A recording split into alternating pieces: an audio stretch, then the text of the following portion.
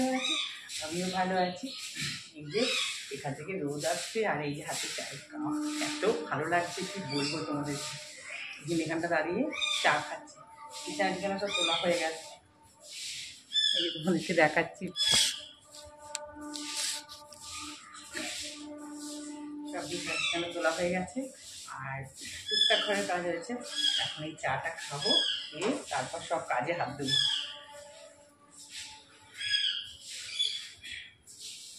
সকালবেলা এরকম এক কাপ চা দারুণ লাগে খেতে। চলো, যে পাখিটা এত সুন্দর ডাকছে সকালবেলা, খুব ভালো লাগছে। চলো তাহলে সঙ্গে থাকো, দেখতে থাকো। তারপর দেখো ঘর ঝাড় দিলাম, ঘর ঝাড়টাও হয়ে গেছে। এবার দরজাটা একটু মানে মুচি বলে খুলেছি, আর এদিকে জানলাটাও না মুছে বন্ধ করে দিচ্ছি, কারণ হাওয়া আসছে ভীষণ, ওই জন্য লাইট জ্বালিয়েই ঘর মুছি। আর তারপরে দেখো ঘরটা ভালো করে মুছে নিচ্ছি, সোফার নিচ টিসগুলো একটু মুছি, যতক্ষণ মানে পারি মুছি। এই যে শোকেসের নিচ, সেন্ট্রাল টেবিলের নিচগুলো, এইটা দিয়ে এই জন্য মাপার দিয়ে মুছতে আমার খুব সুবিধা হয়। কী বলো তো, সব নিচগুলো ভালো মুছে যায়। তারপর দেখো এই যে বক্স জানলাটা একটু মুছে নিচ্ছি। ওই জানলাটা একটু খুলে রেখে দিচ্ছি একটা পার্ট, কারণ ঘরটা তো শোকানোর ব্যাপার থাকে। এইভাবে এদিকে সোফার পেছন টেছন, শোকেস টোকেসের সাইড টাইডগুলো সব ভালো করে একটু মুছে নিচ্ছি। আর দেখো নিজে মুছছি বলেই এত মানে ইক্ষণ ধরে একটা ঘরই কতক্ষণ ধরে মুছতে পারছি, বুঝতেই পারছো। হ্যাঁ, কিন্তু হেল্পিং হ্যান্ড সে তো আমার একটা ঘর মুছতে যতক্ষণ সময় লাগছে তার পুরো কভার হয়ে যেত মোছা, কারণ তাকে তো অনেক বাড়িতে কাজ করতে হবে, তাই না? আর তার তো রুটিন মাফিক কাজ। চলো এবার রান্নাঘরে চলে আসি। ঘরটার মোটামুটি আজকে একবারে সব মুছে নিয়েছিলাম। তারপরে এদিকে দেখো ভাত বসিয়ে দিয়েছি, আর কারণ আজকে তো মেয়ে ছুটি আছে, এদিকে লাউটা বসিয়ে দিলাম, জানো তো, একটু কালো জিরে ফোড়ন দিয়ে লাউটা নুন আর হলুদ দিয়ে একটু বসিয়ে ঢাকা দিয়েছি। তারপরে আবার কিছু মেশাবো, তোমাদের দেখতে থাকো তোমরা ভিডিওটা। আর এদিকে দেখো দুটো পাতলা পাতলা করে 4টে রুটি করেছি মেয়ে আর আমি, আর বাঁধাকপির কালকে তরকারিটা নিয়ে নিয়েছি। বাঁধাকপি দিয়ে রুটি খেতে কিন্তু বেশ ভালো লাগে। এই দেখো এবার ততক্ষণ লাউটা একটু মজে গেছে দেখো, আর লাউটা তো কচি ছিল, যে আগের দিন চিংড়ি মাছ দিয়ে করেছি, আর আজকে একটু পোস্ত দিয়ে করছি। এত ভালো হয়েছিল বন্ধুরা, কি বলবো। একটু বড়িও ভেজে নিয়েছি, কয়েকটা বড়ি ভেজে নিয়েছি, মানে বেশ ভালো লাগে জানো তো। আর লাউটা সত্যিই খুব ভালো ছিল। দেখো কীরকম গলেও গেছে এরকম। ওই যে কয়েকটা বড়ি বললাম না, কয়েকটা বড়িও ভেজে নিয়েছি। আর বেশ বড়ি দেওয়াতে না বেশ খুব সুন্দর হয়েছিল। আর দেবে শীতকালে একটু বড়ি ঠড়ি এইসব তরকারিতে দিলে বেশ ভালোও লাগে। চিংড়ি মাছ দিয়ে তো সেদিনকে করলাম, ওটাতে একটা আলাদা স্বাদ, এটাও একটা আলাদা স্বাদ। যারা ধরো চিংড়ি মাছ খেতে পারে না তাদের জন্য তো এটা খুব ভালো। এবার দেখো একদম শুকনো শুকনো হয়ে গেছে, একটু ধনেপাতা দিয়ে দিলাম, বাস। এটা যারা রুটি দিয়ে খেতে চায়, রাত্রে রুটি দিয়েও গরম করে খেতে বেশ খাবে, খুব ভালো লাগবে। আমরা তো রাত্রিবেলা তোমাদের দাদাভাইকে মাইক্রোওভেনে গরম করে দেবো আর দিয়েওছিলাম, আর খুব ভালোও লেগেছিলো খেতে। চলো লাউ তো হয়ে গেল। এবার এই যে তেল গরম হয়ে গেছে একদম, গ্যাসটা একটু সিম করে, আমি যখন মাছ ছাড়ি না গ্যাসটা সিম করেই ছাড়ি। এই যে জিওল মাছ, কই মাছ, মেয়ে তো কই মাছ খাবে না, ওর জন্য অন্য মাছ নিয়ে এসছে। আগে কই মাছগুলো একটু ভেজে নিই। আর কই মাছ বলে না যে কই মাছে অনেক মানে প্রাণ, যখন কই মাছ হবে মানে ভাজা হবে তখনও নাকি প্রাণ থাকে, মানে এগুলো মানে শোনা কথা, গল্প কথা, যাই হোক। আর বলে এই যে মেয়েদের কই মাছের প্রাণ।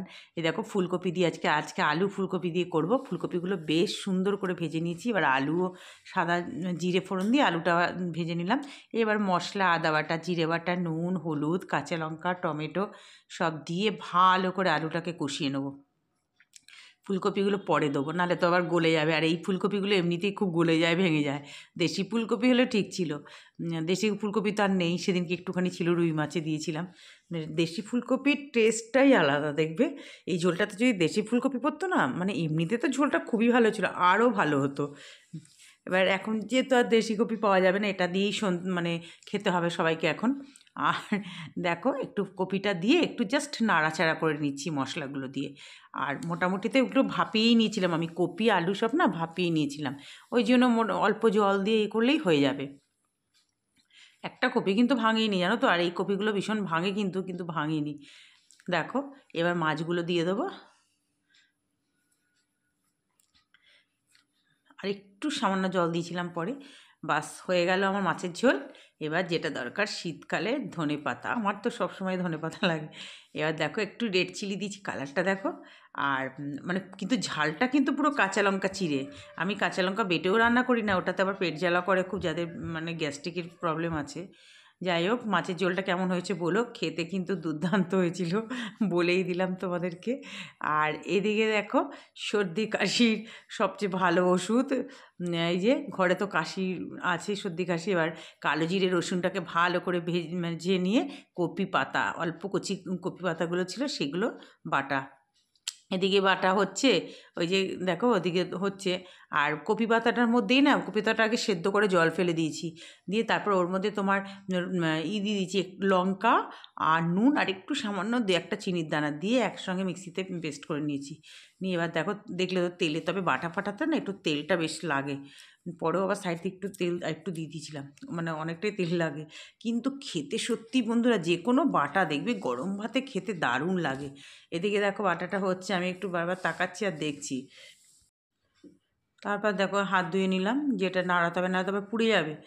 আর একটু মানে কি, বাটা তো যতটা দিই তার থেকে মানে করতে করতে নাড়তে নাড়তে অনেকটাই কমে যায়। এই যে দেখো হয়েই গেছে, মোটামুটি হয়ে গেছে, একটু ভালো করে একটু নেড়ে ছেড়ে দিচ্ছি। চলো গ্যাসটা এবার বন্ধই করে দিলাম। তারপর দেখো এই যে তোমাদের দেখাচ্ছি ফাইনাল লুক, এটা কতটা দিয়েছিলাম দেখো কতটুকু হলো, কিন্তু ভীষণ ভালো লাগে এই বাটা, সর্দি কাশির মুখে তো খুবই ভালো লাগবে এই ধরনের বাটা। এবার দেখো রান্না বান্না তো হলো, এবার গ্যাস মোছার পালা। এই যে ফাইনাল লুকটা তোমাদের কাছে চলে এসেছি। গ্যাস ট্যাস ভালো করে ডিটারজেন্ট দিয়ে পরিষ্কার করে নিয়েছি, চারিদিক স্কচ ব্রাইট ডিটারজেন্ট দিয়ে। প্রত্যেক দিনকার কাজ, মানে কি বলবো, কিচেনের পিছনেই তো সারাটা দিন চলে যায়, পা আর কেন ব্যথা করবে না বলো। সেই সকাল 6টা 5-10 কিচেনে আসি, তারপর তোমাদের দাদাভাই 8টায় বেরিয়ে যায়, তারপর আবার ওদিকের ঘরের কাজ, সবই তো দাঁড়িয়ে দাঁড়িয়ে কাজ করতে করতেই মানে এত, ওই জন্য এত পায়ে এত মানে হাঁটুতে ব্যথা করছে, পা ব্যথা করছে, মানে বসে আর কাজ কী সবই। তোমাদের দাদাভাই সেদিনকে আমাকে বলছে যে গ্যাসটা তাড়িয়ে কি নিচে নামে, তাই দরকার নেই, ওসব করতেই যাবে না, একদম যা আছে তাই, পা ব্যথা হোক আর যা ব্যথা হোক এরমভাবেই রান্না করবো। যাই হোক, এবার দেখো বেসিনটাকে তো একটু মুছতেই হবে, রোজকার জিনিস, এটা রোজই ইউজ হয়। আর লাইট কালারের বেসিন তো ভীষণ একটু মানে রোজ না মুছলে না একটু দাগ ঠাগ পড়ে যাবে। চলো বেসিন মুছে তারপরে দেখো এই যে বাসনগুলো তো সব মেজে মেজে রোদে দিয়েছি, সেগুলোকে সব শুকিয়েও গেছে, মোটামুটি কয়েকটা তুলে নিয়েছি, আরও কয়েকটা আছে, সেগুলো তুলে কাছাকাছি আছে, কেচে তারপর স্নান করতে যাব। এখন স্নান করে এসে সব মেলে দিলাম। আজকে আবার জল ঠিক মতো দিয়েছি, কিন্তু আমি ভেবেছি মানে দেবে না, আমি জন্য তো আগে মেলে দিয়ে যাইনি, কেচে টেচে রেখে দিয়েছি, একবারে সব মেলে দিলাম। এখন এই মেলতে মেলতে কত সময় লাগলো, এই যে সব চারিদিকে। দেখি নীলকণ্ঠ ফুটেছে নাকি আজকে। দেখো আমার এখানটা আসলে এত ভালো লাগছে, একসঙ্গে ফুটে যাচ্ছে সব, বললাম না অনেকগুলো করেছিল, এইখানে ওইখানেও দেখো কি মিষ্টি কালারটা। এখানে হলুদও ফুটবে, এই যে সব করি আসছে। চলো নীলকণ্ঠ কয়েকটা আছে নিয়ে নি, শীতকাল এখন তো নীলকণ্ঠটা কমে যাচ্ছে। দেখি চলো ওদিকে, দেখো আজকে এটা একটা ফুটেছে পাণ্ডব, এটা একটা রানীর আসমনি, আগের ফুলগুলো ফেলে দিলাম। এখন আর শীতকাল তো জবা গাছের অবস্থা খুব খারাপ, আর এরা যতটুকু গাছ ছোটো বয়সে যা ফুল টুল দিয়েছে তবু। আর ওইখানে সব ফুটবো মানে একটু বড় বড় হচ্ছে সব, রোজ একটু করে তোমাদের দেখাচ্ছি। এই দেখো ভায়োলেট কালার ফুটেছে, কি সুন্দর দেখো। ওই নীল রঙের বীজ দানায় লাগিয়েছিলাম গাছটা, কিন্তু ভায়োলেট হয়েছে, ফুলটা দেখতে ভালো হয়েছে। আর ওদিকে মনে নেই, চলো চলে যাই পুজো দিতে। দেখো পুজো দেওয়া হয়ে গেল, আজকেও দেখো বেশ জবা ফুল ফুটেছে, এখন ছোট সাইজ হয়ে গেছে। যাই হোক, যা ফুটছে তাতে আমি খুব খুশি, কারণ বেশ তবু ফুটছে, এখন তো ফোটেই না শীতকালে। আর ওই কয়েকটা, কালকে তো গাঁদা ফুল একদম কম দিয়েছিল, 2-1টা ছিল, ওই ঠাকুর করে পুজো দিলাম, ঘটে দিলাম, এই যে অপরাজিতা সব দিয়ে। 2-1টা কিন্তু টগর ফুল একদমই নেই, 2-1টা ফুটেছে। চলো পুজো তো দেওয়া হয়ে গেল, এ দেখো সাজিয়ে গুজিয়ে নিয়ে খেতে বসে পড়লাম। আর একদম গরম ভাতটা আবার একটু গরম করে নিলাম। ওই যে মেয়ে খাওয়া শুকুগুলোকে বললাম খেতে থাক তুই, কারণ ওর সর্দি কাশি যা হয়েছে তার জন্য এটা করেছি। চলো আমিও খেয়ে নিই।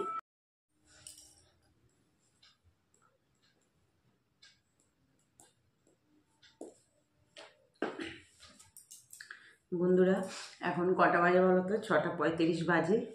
আর চাটা খাওয়া হয়ে গেছে, সন্ধ্যে তো আগে দেওয়া হয়ে গেছে, চাটা খাওয়া হয়ে গেছে। আর তার আগে একটু এডিটিংয়ে শুয়ে কাজ করছিলাম ছাদে। তখন খেয়ে দিয়ে উঠে ছাদে গেছি, গাছে জল ঠল দিলাম, জামা কাপড় একবারে সব নিয়ে একটু একটু হাঁটি, তোমাদেরকে বলি হেঁটে হেঁটে। মানে পায়ের অবস্থা তো খুবই খারাপ, প্রচণ্ড ব্যথা। তোমাদেরকে বলছিলাম যে এই যে বসেছি না, এবার উঠতে আমার দম বেরিয়ে যাবে প্রচণ্ড। আর যখন রাত্রিবেলা শুচ্ছি পায়ের নিচে বালিশ দিয়ে, পাঁচ বালিশটাকে পায়ের নিচে দিচ্ছে, পাশে না পাঁচ বালিশের ওপর পা রেখে তবে শুতে হচ্ছে। মানে এমন কন্ডিশন হয়ে গেছে এখন থেকেই, মানে হাঁটু টাটু ব্যথে। দেখো আস্তে আস্তে পাটা খোলার চেষ্টা করছি, প্রচণ্ড কষ্ট হচ্ছে। কিন্তু সংসার তো করতেই হবে, কাজ বাজ তো করতেই হবে। এই যে লেখাপড়াই বটে, এই মাস করে মাল আনতে হবে। এখন তো মানে ভেঙে ভেঙে আনা হয়, অনলাইনে কিছু নেওয়া হয়। তারপরে তোমার ওই বিশাল মেগামার্ট থেকে টেলগুলো ভালো আছে, ওখান থেকে নেওয়া হয়। আজকে তোমাদের দাদাভাই অফিস থেকে আসার সময় ওই আমাদের স্টেশনের আগে স্টেশনে নেবেই ওই ওখানে মশলা সমস্ত মানে সঙ্গে সঙ্গে গুঁড়ো করে, সব গুঁড়ো ওখানে করেই বিক্রি করা হয়। খুব ভালো, একদম পিওর, মানে যেটা পাওয়া যায়। হলুদ বলো, জিরে, মিটি, বেসন যারা নেয়, ডাল ফাল সমস্ত সমস্ত মারোয়ারি মানে অনেকে আছে তো, তারা মানে প্রচুর 3টে পরপর দোকান আছে, প্রচণ্ড সেল। মানে ওই দোকানের সামনে দিয়ে গেলে না মানে তুমি বুঝতে পারো যে মশলার গন্ধ। যাই হোক ওখান থেকে নিয়ে আসবে মশলা টশলাগুলো। আর এমনি পাশে একটা দোকান আছে, তার থেকে কিছু জিনিস তো আনতেই হবে। যাই লিখছি আমি, এই যে আগের পরপর সব এখানে রাখা আছে, আমার ওগুলো দেখে দেখে যে কোনটা আমার যেটা আছে সেটা আনবো না, যেটা লাগবে সেটা আনবো। এইভাবেই তো চলতে হয় আমাদেরকে, তাই না? চলো তাহলে আজকে তাহলে এত পর্যন্ত লিখতে লিখতে ভিডিওটা এন্ড করছি। সবাই ভালো থেকো, সুস্থ থেকো। যে যেখান থেকে ভিডিওটা দেখছো, ভালো লাগলে একটু লাইক দিয়ে দেখা শুরু করো, আর একটু ভালো লাগলে একটু সাবস্ক্রাইব করে আমার কাছে থেকে যাও। টাটা।